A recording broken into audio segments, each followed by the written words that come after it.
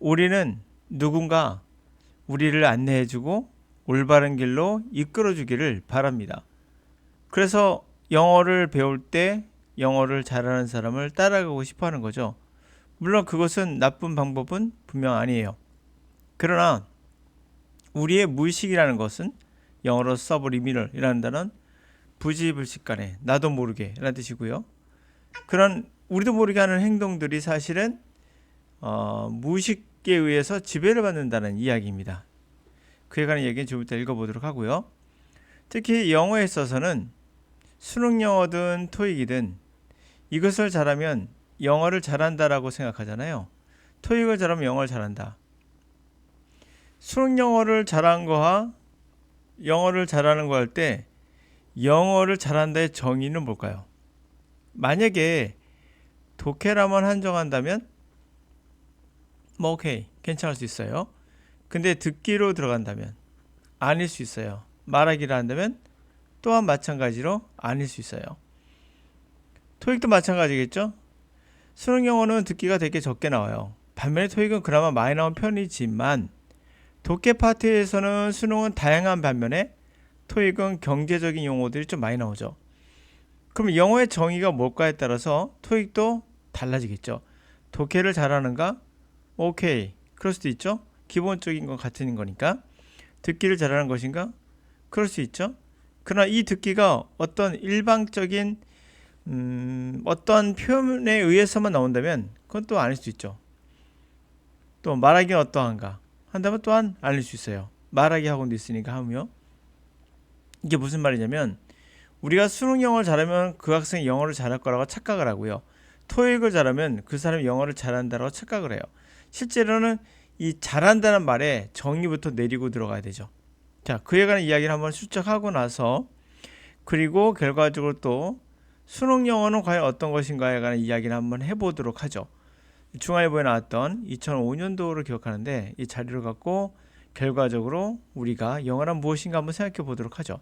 자, 우선 올라가서 자, 여기 나오는 단어들 그렇게 어렵지 않아요. 근데 해석하고 나서 무슨 말인지 모른다라고 한다면 이것은 영어적인 문제가 있는 것이 아니라 그것을 우리가 받아들이는 데 문제가 있다. 다시 말해 이해력의 문제, 문해력의 문제라는 거죠. 자, 그리고 들어갑시다. Subliminal, 부지불식간에, 무의식에 How your unconscious mind rules your behavior. 당신의 무의식적인 정신이 당신의 행동을 어떻게 지배하는가.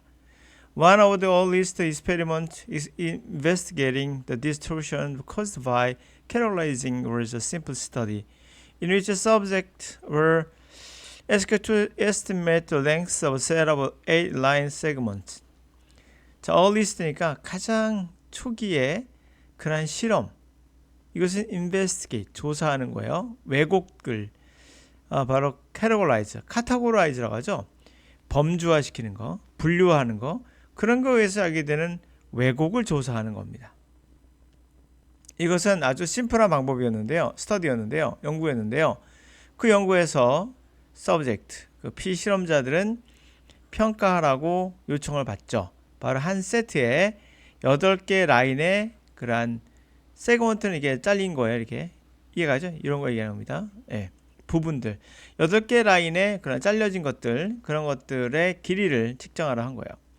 The longest of those lines was 5% longer than the next in the bunch, which in turn was 5% longer than the third longest, and so on. 가장 긴 거, 그 선 중에 가장 긴 놈은 5% 더 길어요. 다음으로 긴 놈보다 그 답안에서. 그리고 차례대로 5%씩 더 길어요. 세 번째보다. 아시겠죠? 1, 그 다음에 5% 적게, 2, 5% 적게 이렇게 된다는 얘기죠. 계속 이렇게 되어 있는 구조예요. The researcher asked half their subject to estimate the length of each of the lines in centimeters. 자, 이렇게 실험하고 나서 이 실험하는 사람들은 조사자들은 half their subject, 그 절반의 피실험자들에게 길이를 각각의 라인의 길이를 센티미터 단위로 측정하라 그랬어요. 예측하라는 얘기죠.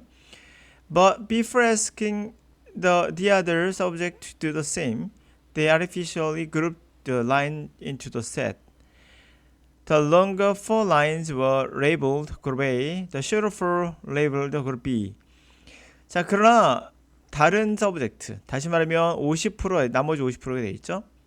50%의 그러한 서브젝트들에게 똑같은 것을 하라고 요청하기 전에 인위적으로 인위적으로 그 라인을 두 세트로 그룹을 묶었어요. 긴 놈 4개는 그룹 A, 짧은 놈 4개는 그룹 B로 라벨을 붙인 거죠.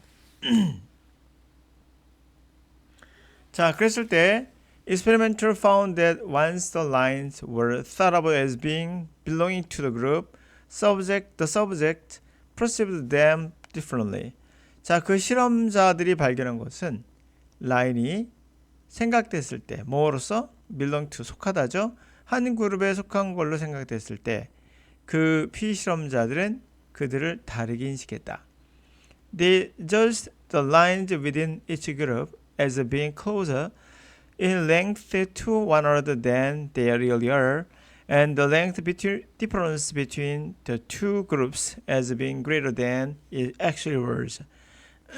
그들은 판단했는데 라인이 각각 그룹에 있는 라인은 더 길이가 closer, 가까운 거죠.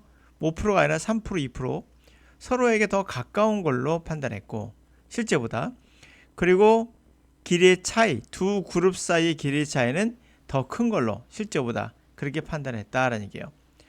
뭐 어려운 표현이나 어려운 단어는 별로 없었죠. 자, 여기서 말하는 게 뭐죠? 결국에 하나, 둘, 셋, 4개 이거하고 하나, 둘, 셋, 4개 이렇게 4개씩 묶은 거잖아요.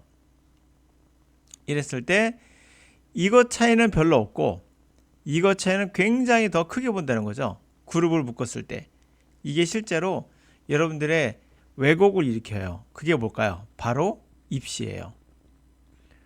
여러분 생각엔 서울대에 들어간 아이들이 영어 실력이 비슷할 거라고 착각을 해요. 그리고 서울대가 아닌 모 지방대 학생들도 아마 서로 비슷할 거라고 생각해요. 영어 수준이. 그러나 이 지방대 학생 중에 서울대보다 영어 잘하는 애들이 분명히 있어요.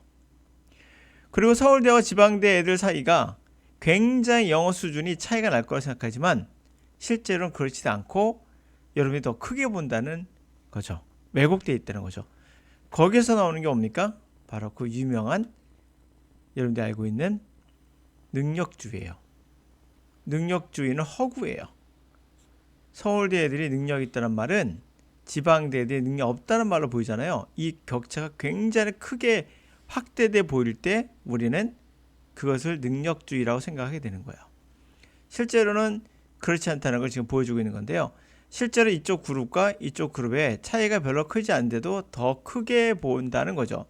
그런데 만약에 여러분들이 고등학교 들어가네 이것을 하나로 묶어 놓는다면 이 차이가 그렇게 크게 보이지 않는다는 겁니다. 실제보다도.